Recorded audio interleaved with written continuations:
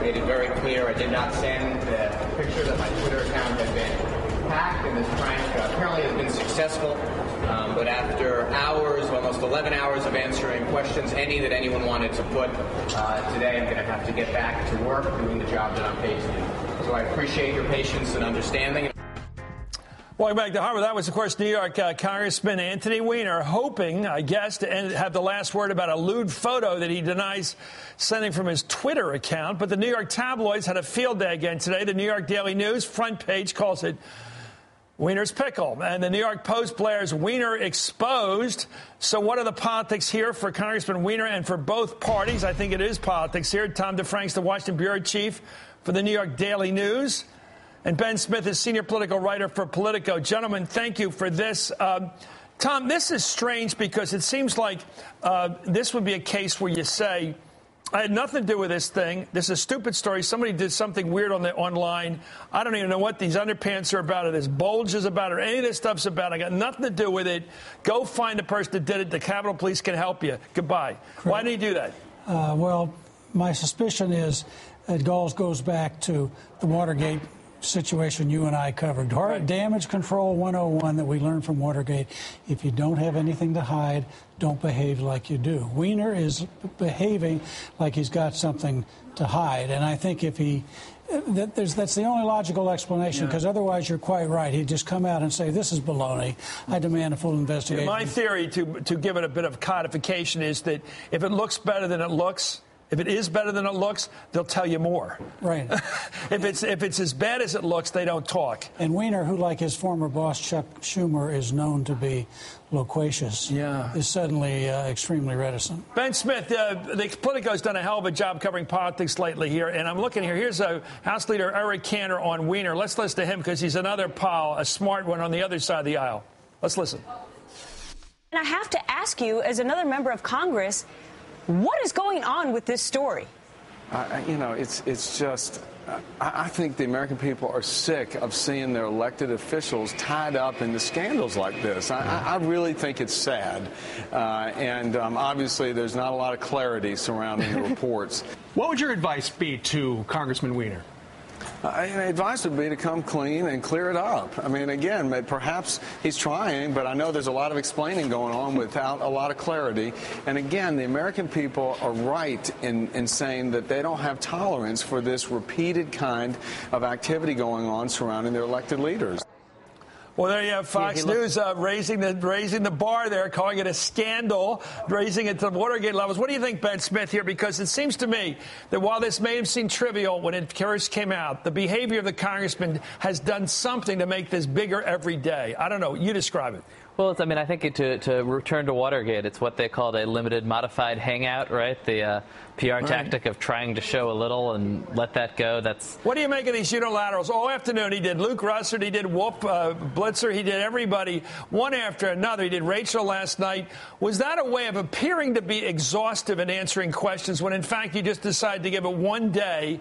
So you could say you did it for 11 hours, just so you could make the case of, like the old Washington trick of output or input equals output, and although there was no output. I think he was kind of trying to bore the press to death, but as you said, I don't think the Post and my old colleague Tom DeFrank's Daily News are going to get tired of a story about a congressman's crotch. I mean, the American people may be tired of that, as Congressman Cantor said, but I do think New York tabloid readers love it. So I think it'll go on for a while.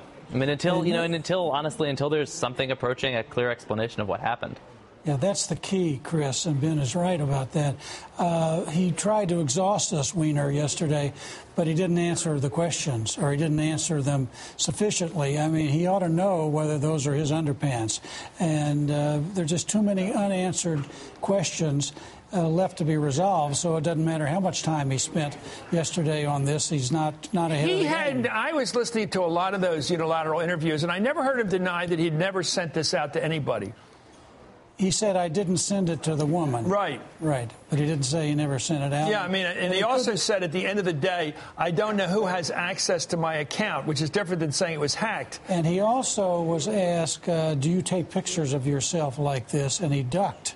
That's not one you want to duck on. And particularly right now in his political career, he's a guy who's looking to become the next mayor of New York, and for whom the question has been, is he still the kind of glib kid Anthony Weiner, or is he grown up? Is he ready for that job? And I mean, if what he's saying is that he was sexting with someone else, it all does feel like high school.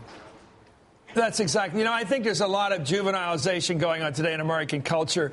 You go out in Hollywood, you hang out in Beverly Hills, everybody's 75 years old dressing like they're 8 years old. People on these Twitter accounts talk like high school kids. Do you read his latest from Weiner? How's about I go back to my job? How's spelled Howz, like some kid in a comic book strip. What is this attempt to act like you're 8 years old? It's the new cute. And I think he got caught up in the new cute. Here's Democratic Congressman Bobby Rush, who's not cute, from Illinois, saying he's feeding on all you. He's feeding on you all, and you're feeding on him, too. Fair enough. And an anonymous Democratic staffer said how much schadenfreude is happening because of this. A lot. Well, here's the question. Nobody is coming to this guy's aid, Tom DeFrank. Well, that's right. Nobody. They're not happy. Democrats aren't happy for a lot of reasons, one being the obvious one, it doesn't look good. But more to the point, the Democrats would love to be crowing about picking off this seat in New York 26. Which they did. Chris Lee. In a very safe Republican district. The Democrat, Kathy Hochul, got it. And nobody's paying any attention to that this week. And the Democratic colleagues are not pleased. I've watched politics, Ben, for about 40 years. I've noticed that there's a thing. It's not a nice streak of the Republican Party, but they're very effective at it. They usually get somebody ethnic from one of the coasts and make them into the enemy. Ted Kennedy, Tip O'Neill, Nancy Pelosi, Bella Abzug. They love this kind of bad guy. Somebody from one of the coasts, the left coast down in California, the East Coast, and make them into their star witness of what's wrong with the other party. I think what they're afraid of, and Steve Israel, a lot of these people must be afraid of this now, that Weiner will be the reason they don't take back the House the next couple cycles, because he will become the example, the poster child of the juvenile behavior of the Democratic Congress. Your thoughts? I think this is serious business. They could lose 10 or so seats on this, just making him into the joke. Your thoughts? I mean, I do think Weiner was kind of auditioning for the role of the Democrat Republicans love to hate. He'll show up wherever there's a TV camera. He'll really mix it up. He will insult people personally. And, he does not seem now to be shrinking away from the camera. So, I don't know if this is going to cost them seats, but I do think you're laughing, Ben. You're younger than me. Do you think this is something that anybody normal would enjoy being, what he is now? This is not a bonfire of the vanities, this thing. I don't think. I mean, he's got to not be having fun. I mean, his wife is a very private person, a kind of keeper of Clinton's secrets. I think that's the other pole of this. He's a very public person, but he also is connected to Clinton land, where this sort of thing is not welcome. Tom, any connection to Clinton here on this? Is this going to make it bigger? No, I don't think so. I think people are leaving her alone. They will leave her alone. Yes, I think that's right. I think they sympathize with her. She's going to have a real sympathetic backlash for sure. I think. He's got enough problems. Tom, you and I are grown-ups, but this is one of the reliefs for the summer. There's too many complicated discussions about debt and debt ceilings. Anyway, thank you, Tom DeFrank, as always, buddy. And thank you, Ben Smith. Good reporting.